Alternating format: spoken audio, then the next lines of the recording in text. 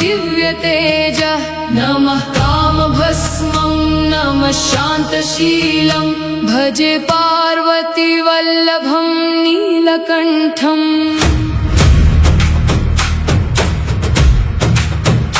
सदा तीर्थसिद्धं सदा भक्तरक्षं सदा शैवपूज्यं सदा शुभ्रभस्मं सदा ध्यानयुक्तं सदा ध्यानतल्पं भजे पार्वतीवल्लभं नीलकण्ठं श्मशाने शयानं महास्थानवासं श्मशाने शयानं महास्थानवासं शरीरं गजानं सदा चर्मवेष्टं पिशाचादिनाथं पशूनां प्रतिष्ठं भजे पार्वतीवल्लभं नीलकण्ठम्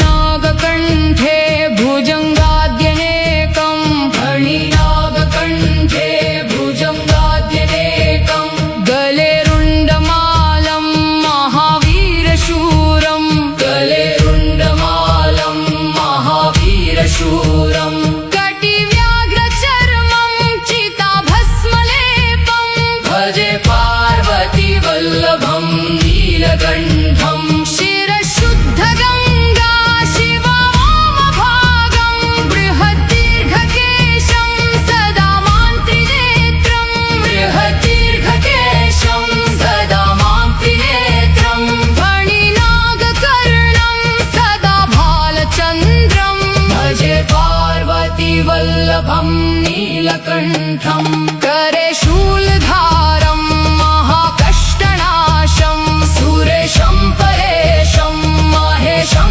जनेशं धनेशस्तुतेशं ध्वजेशं गिरीशं धनेचारुईशं धनेशस्य मित्रं भजे पार्वतीवल्लभं नीलकण्ठम्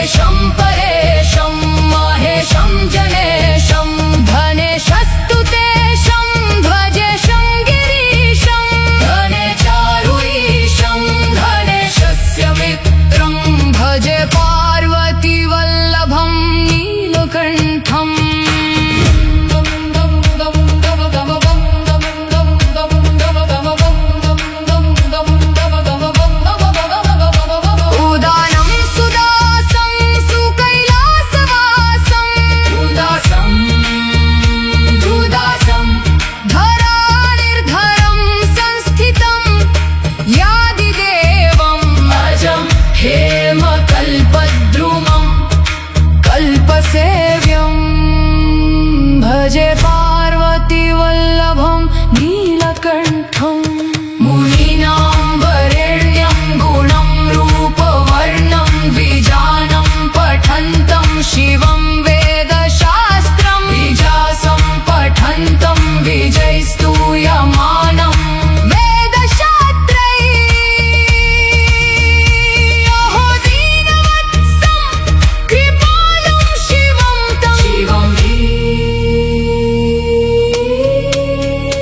भजे पार्वती वल्लभं नीलकण्ठं सदा भवनाथं सदा सेव्यमानं सदा भक्तिदेवं सदा पूज्यमानं मया तीर्थवासं सदा सेव्यमेकं भजे पार्वती वल्लभं नीलकण्ठम्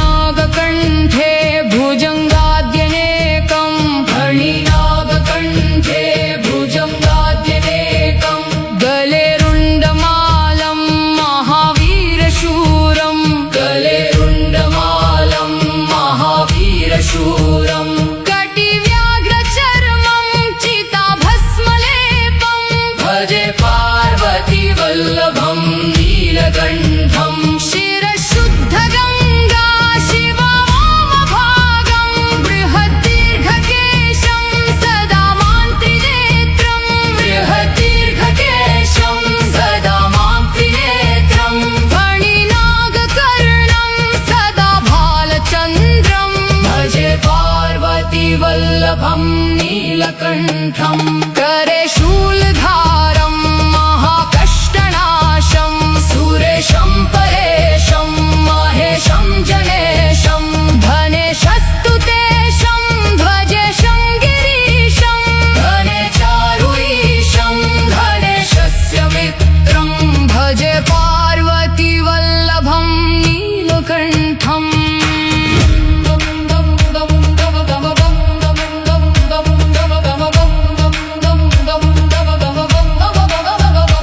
उदानं सुदासं सुकैलासवासं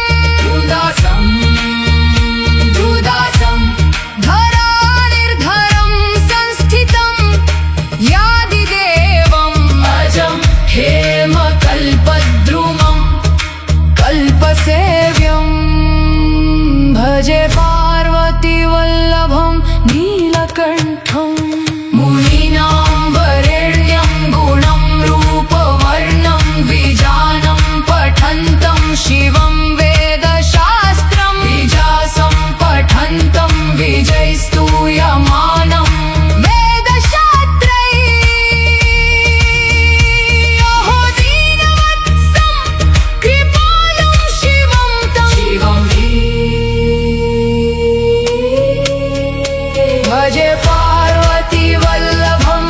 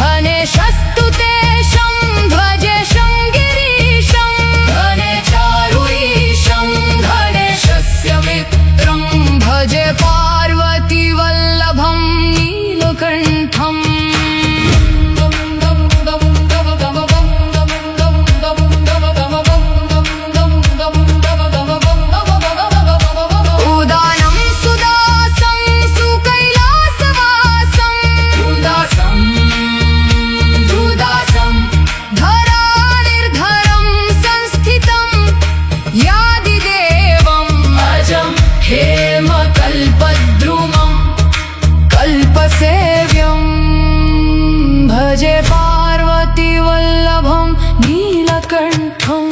मुनीनां वरेण्यं गुणं रूपवर्णं द्विजानं पठन्तं शिवं वेदशास्त्रं द्विजासं पठन्तं विजयस्तूयमानं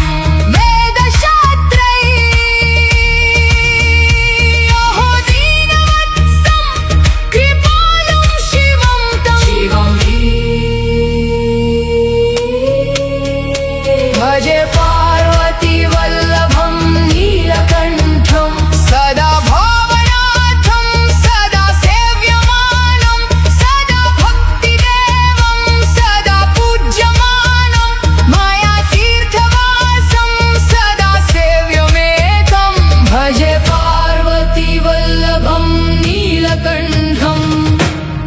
नम नम नम नम नम नम नम नम नम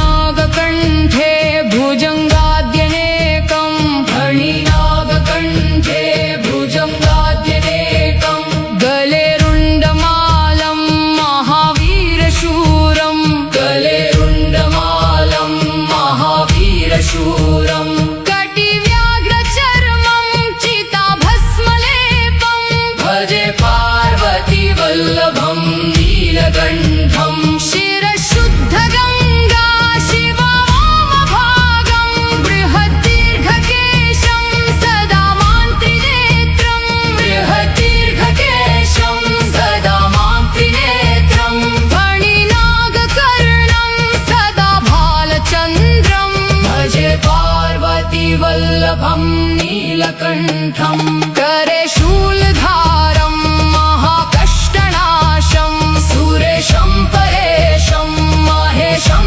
जनेशं धनेशस्तुतेशं ध्वजेशं गिरीशं धनेचारुईशं धनेशस्य मित्रं भजे पार्वती वल्लभं नीलकण्ठम्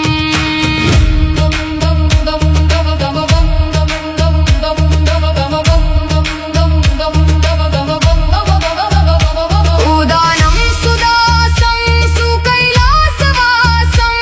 उदासं दुदासं धरानिर्धरं संस्थितं यादिदेवम् अजं हेमकल्पद्रुमं कल्पसेव्यं भजे पार्वती वल्लभं नीलकण्ठं मुनीनां वरेण्यं गुणं रूपवर्णं द्विजानं पठन्तं शिवं वेदशास्त्रं द्विजासं पठन्तं विजयस्तूयमानं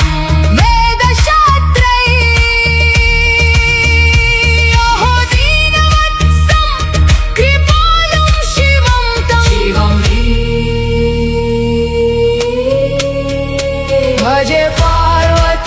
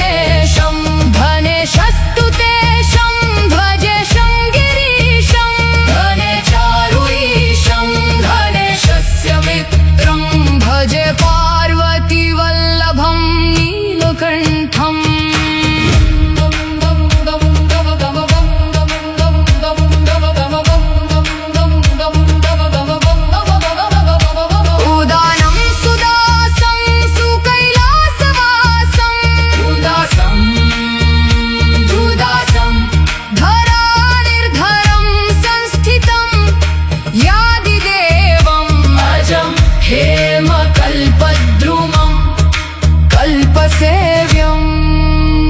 भजे पार्वतीवल्लभं नीलकण्ठं मुनीनां वरेण्यं गुणं रूपवर्णं द्विजानं पठन्तं शिवं वेदशास्त्रं द्विजासं पठन्तं विजयस्तूयमानं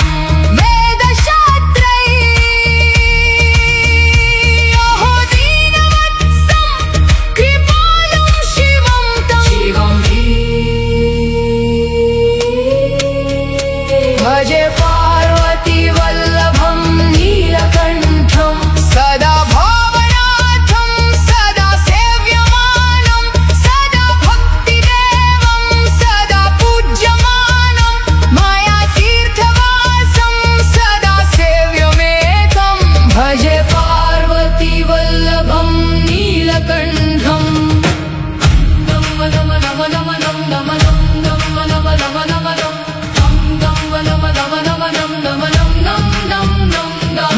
फणिनागकण्ठे भुजङ्गाद्यनेकं फणिनागकण्ठे भुजङ्गाद्यनेकं गले रुण्डमालं महावीरशूरं गले रुण्डमालं महावीरशूरं कटिव्याघ्रचर्मं चिताभस्मलेपं भजे पार्वतीवल्लभं नीलकण्ठं शिरशुद्धगङ्गा शिववामभागं बृहद्दीर्घकेशं सदा मां त्रिनेत्रं बृहद्दीर्घकेशं सदा मां त्रिनेत्रं फणिनागकर्णं सदा भालचन्द्रं भजे पार्वतीवल्लभं नीलकण्ठं करे शूलधारं महाकष्टनाशं सुरेशं परेशं महेशं जनेशं धनेशस्तुतेशं ध्वजेशं गिरीशं धनेचारुईशं धनेशस्य मित्रं भजे पार्वतीवल्लभं नीलकण्ठं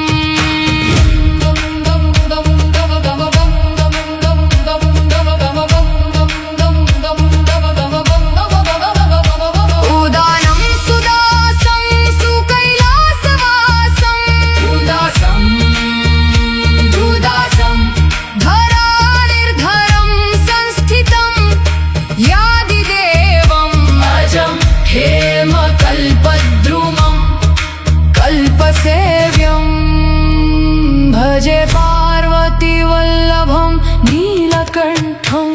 मुनीनां वरेण्यं गुणं रूपवर्णं द्विजानं पठन्तं शिवं वेदशास्त्रं द्विजासं पठन्तं विजयस्तूयमानं वेदशास्त्रैः दीनवत्सं कृपालं शिवं तं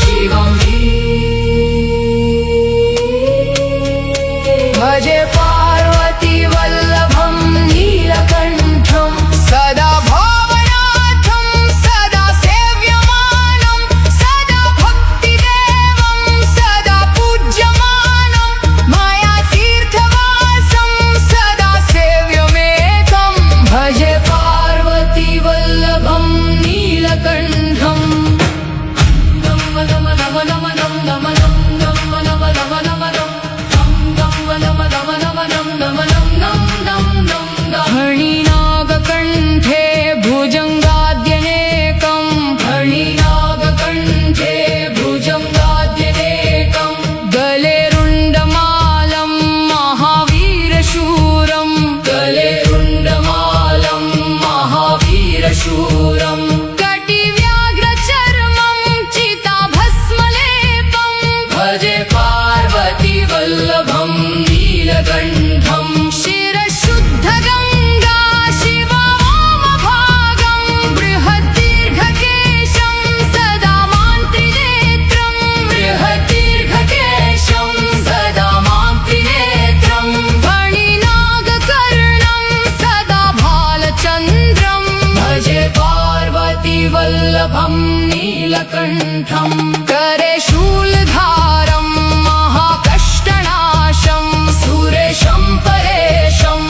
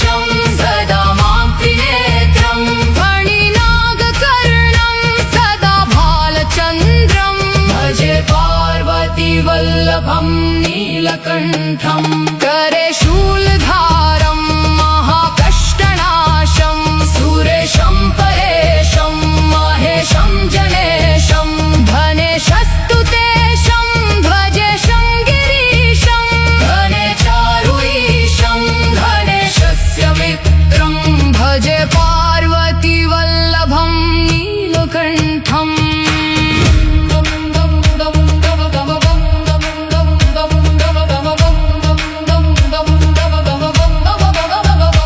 उदानं सुदासं सुकैलासवासं दुदासं धरानिर्धरं संस्थितं यादिदेवम् अजं हेमकल्पद्रुमं कल्पसेव्यं भजे पार्वती वल्लभं नीलकण्ठम् मुनीनां वरेण्यं गुणं रूपवर्णं विजानं पठन्तं शिवं वेदशास्त्रं विजासं पठन्तं विजयस्तूयमानं वेदशास्त्रैः दीनवत्सं कृपालं शिवं तं भजे पार्वती वल्लभं नीलकण्ठं सदा भावनाथं सदा सेव्यमानं सदा भक्तिदेवं सदा पूज्यमानं मया तीर्थवासं सदा सेव्यमेकं भजे पार्वती वल्लभं नीलकण्ठम् नम नम नम नम नम नम नम नम नम नम नम हरिनागकण्ठे भुजङ्गाद्यनेकं हरिनागकण्ठे भुजङ्गाद्यनेकं गले रुण्डमालं महावीरशूरं गले रुण्डमालं महावीरशूरं कटिव्याघ्रचर्मं चिताभस्मलेपं भजे पार्वती वल्लभं नीलकण्ठं शिरशुद्धगङ्गा शिवा वामभागं बृहद्दीर्घकेशं सदा मां त्रिनेत्रं बृहद्दीर्घकेशं सदा मां त्रिनेत्रं फणिनागकर्णं सदा भालचन्द्रं भजे पार्वती वल्लभं नीलकण्ठं करे शूलधारं महाकष्टनाशं सुरेशं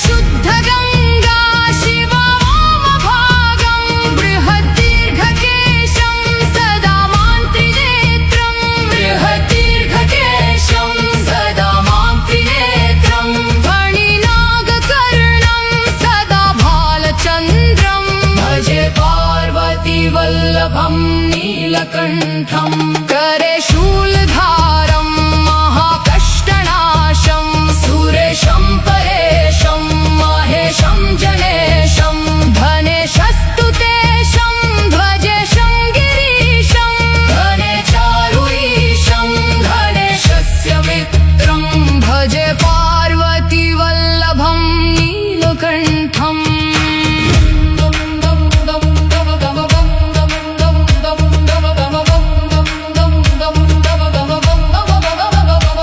उदानं सुदासं सुकैलासवासं उदासं दुदासं धरानिर्धरं संस्थितं यादिदेवम् अजं हेमकल्पद्रुमं कल्पसेव्यं भजे पार्वती वल्लभं नीलकण्ठम् मुनीनां वरेण्यं गुणं रूपवर्णं विजानं पठन्तं शिवं वेदशास्त्रं विजासं पठन्तं विजयस्तूयमानं वेदशास्त्रैः दीनवत्सं कृपालं शिवं तं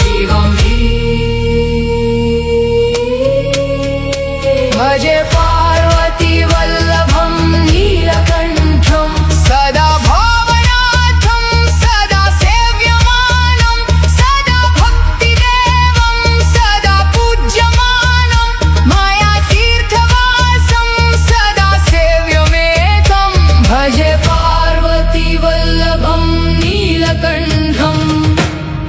नम नम नम नम नम नम नम नम नम नम नम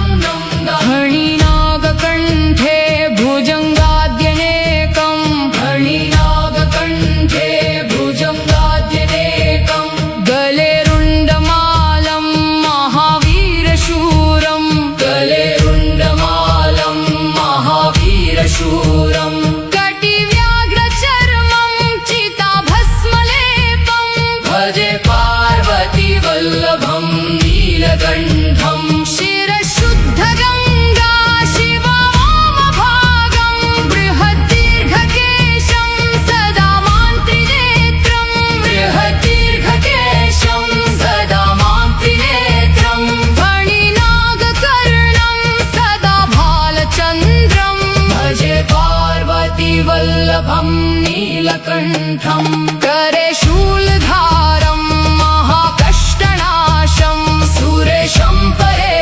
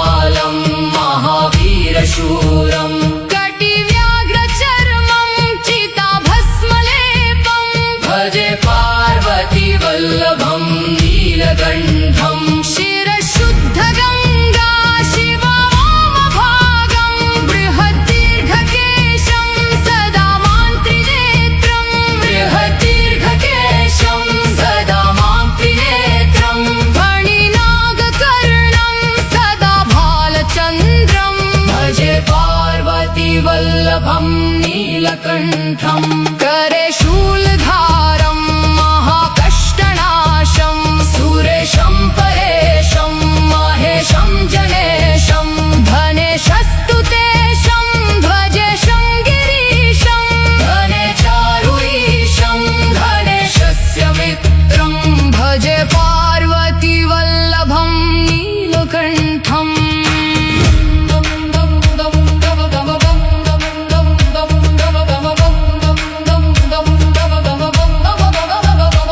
उदानं सुदासं सुकैलासवासं उदासं दुदासं धरानिर्धरं संस्थितं यादिदेवम् अजं हेमकल्पद्रुमं कल्पसेव्यं भजे पार्वती वल्लभं नीलकण्ठम् मुनीनां वरेण्यं गुणं रूपवर्णं विजानं पठन्तं शिवं वेदशास्त्रं विजासं पठन्तं विजयस्तूयमानं वेदशास्त्रैः दीनवत्सं कृपालं शिवं तं भजे पार्वती वल्लभं नीलकण्ठं सदा भावनाथं सदा सेव्यमानं सदा भक्तिदेवं सदा पूज्यमानं मया तीर्थवासं सदा सेव्यमेकं भजे पार्वती वल्लभं नीलकण्ठम् नम नम नम नम नम नम नम नम नम नम नम फणिनागकण्ठे भुजङ्गाद्यनेकं फणिनागकण्ठे भुजङ्गाद्यनेकं गले रुण्डमालं महावीरशूरं गले रुण्डमालं महावीरशूरं कटिव्याघ्रचर्मं चिताभस्मलेपं भजे पार्वती वल्लभं नीलकण्ठं शिरशुद्धगङ्गा शिववामभागं बृहद्दीर्घकेशं सदा मान्त्रिनेत्रं बृहद्दीर्घकेशं सदा मान्त्रिनेत्रं फणिनागकर्णं सदा भालचन्द्रं भजे पार्वती वल्लभं नीलकण्ठं करे शूलधारं महाकष्टनाशं सुरेशं परेशं महेशं जनेशं धनेशस्तु तेशं ध्वजेशं गिरीशं धने चारुईशं धनेशस्य मित्रं भजे पार्वती वल्लभं नीलकण्ठम्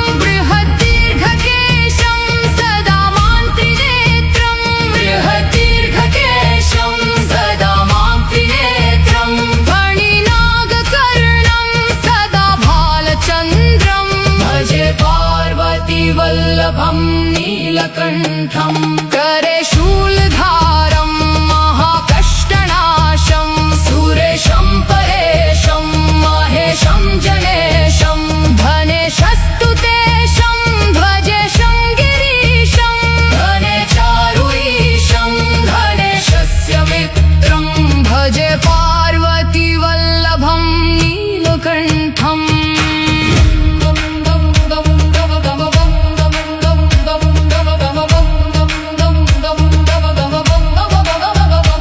उदानं सुदासं सुकैलासवासं दुदासं धरानिर्धरं संस्थितं यादिदेवम् अजं हेमकल्पद्रुमं कल्पसेव्यं भजे पार्वती वल्लभं नीलकण्ठम् मुनीनां वरेण्यं गुणं रूपवर्णं विजानं पठन्तं शिवं वेदशास्त्रं विजासं पठन्तं विजयस्तूयमानं वेदशास्त्रैः अहो दीनवत्सं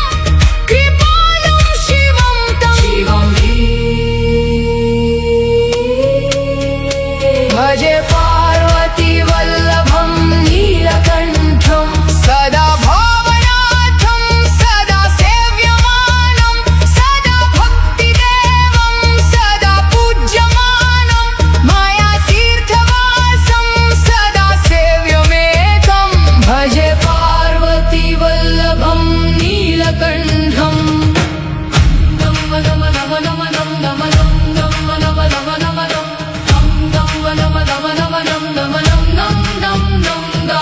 फणिनागकण्ठे भुजङ्गाद्यनेकं फणिनागकण्ठे भुजङ्गाद्यनेकं गले रुण्डमालं महावीरशूरं गले रुण्डमालं महावीरशूरं कटिव्याघ्रचर्मं चिताभस्मलेपं भजे पार्वती वल्लभं नीलकण्ठं शिरशुद्धगङ्गा शिवा वामभागं बृहद्दीर्घकेशं सदा मां त्रिनेत्रं बृहद्दीर्घकेशं सदा मां त्रिनेत्रं फणिनागकर्णं सदा भालचन्द्रं भजे पार्वती वल्लभं नीलकण्ठं करे शूलधारं महाकष्टनाशं सुरेशं परेशं महेशं जनेशं धनेशस्तुतेशं ध्वजेशं गिरीशं धने चारुईशं धनेशस्य मित्रं भजे पार्वती वल्लभं नीलकण्ठम्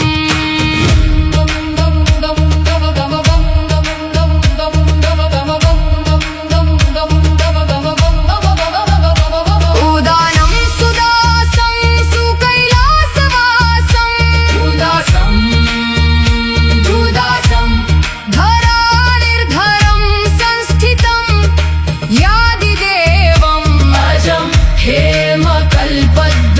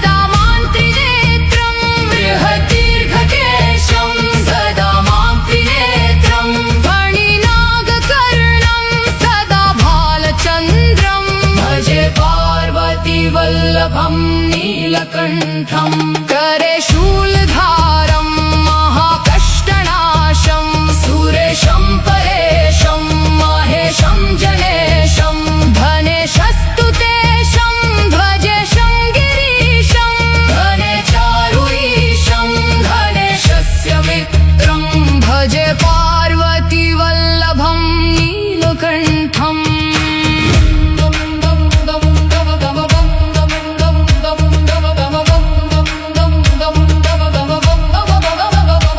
उदानं सुदासं सुकैलासवासं उदासं दुदासं धरानिर्धरं संस्थितं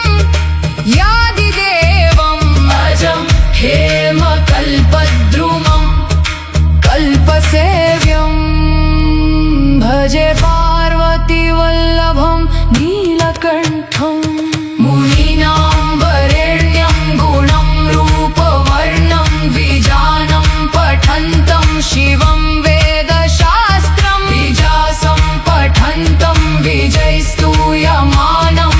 वेदशास्त्रैः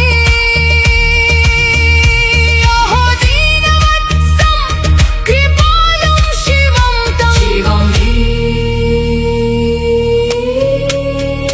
भजे पार्वती वल्लभं नीलकण्ठं सदा भावनाथं सदा सेव्यमानं सदा भक्तिदेवं सदा पूज्यमानं मया तीर्थवासं सदा सेव्यमेतं भजे पार्वती वल्लभं नीलकण्ठम् नम नम नम नम नम नम नम नम नम नम नम नम नम नम नम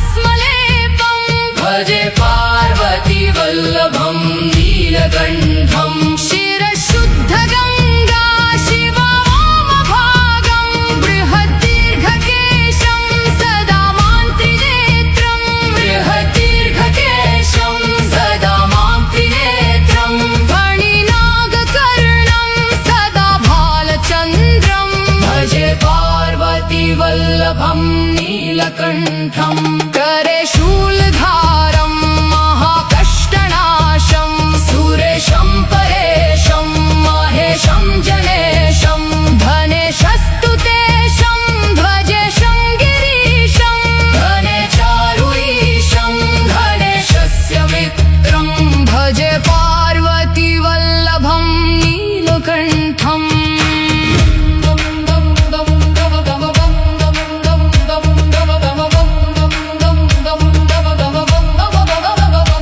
उदानं सुदासं सुकैलासवासं उदासं दुदासं धरानिर्धरं संस्थितं यादिदेवम् अजं हेमकल्पद्रुमं कल्पसेव्यं भजे पार्वतीवल्लभं नीलकण्ठम् मुनीनां वरेण्यं गुणं रूपवर्णं विजानं पठन्तं शिवं वेदशास्त्रं विजासं पठन्तं विजयस्तूयमानं वेदशास्त्रैः दीनवत्सं कृपालं शिवं तं भजे पार्वतीवल्लभं नीलकण्ठं सदा भावनाथं सदा सेव्यमानं सदा भक्तिदेवं सदा पूज्यमानं मया तीर्थवासं सदा सेव्यमेकं भजे पार्वतीवल्लभं नीलकण्ठम्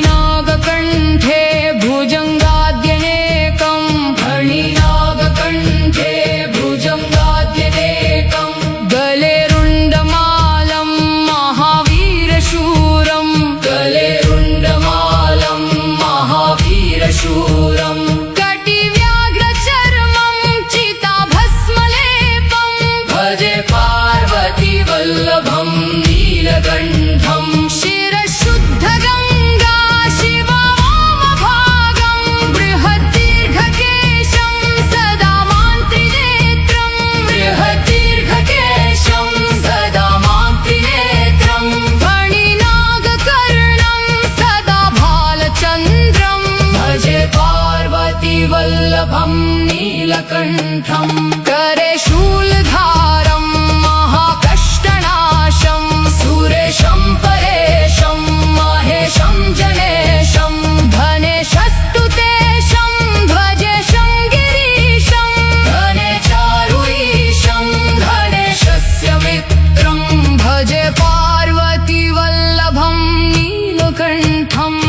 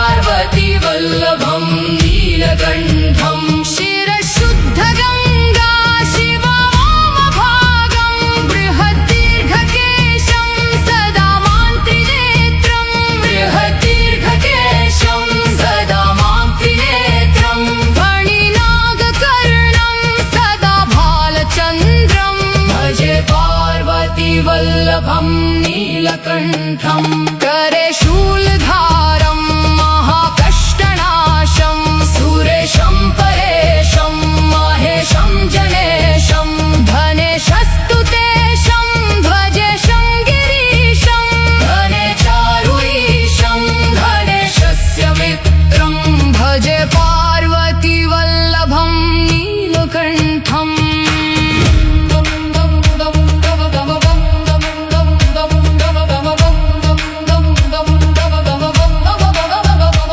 उदानं सुदासं सुकैलासवासं उदासं दुदासं धरानिर्धरं संस्थितं यादिदेवम् अजं हेमकल्पद्रुमं कल्पसेव्यं भजे पार्वती वल्लभं नीलकण्ठम् मुनीनां वरेण्यं गुणं रूपवर्णं विजानं पठन्तं शिवं वेदशास्त्रं विजासं पठन्तं विजयस्तूयमानं वेदशास्त्रैः अहो दीनवत्सं कृपालं शिवं तं भजे पार्वती वल्लभं नीलकण्ठं सदा भावनाथं सदा सेव्यमानं सदा भक्तिदेवं सदा पूज्यमानं मया तीर्थवासं सदा सेव्यमेकं भजे पार्वती वल्लभं नीलकण्ठम् इति पार्वती वल्लभ नीलकण्ठाष्टकम्।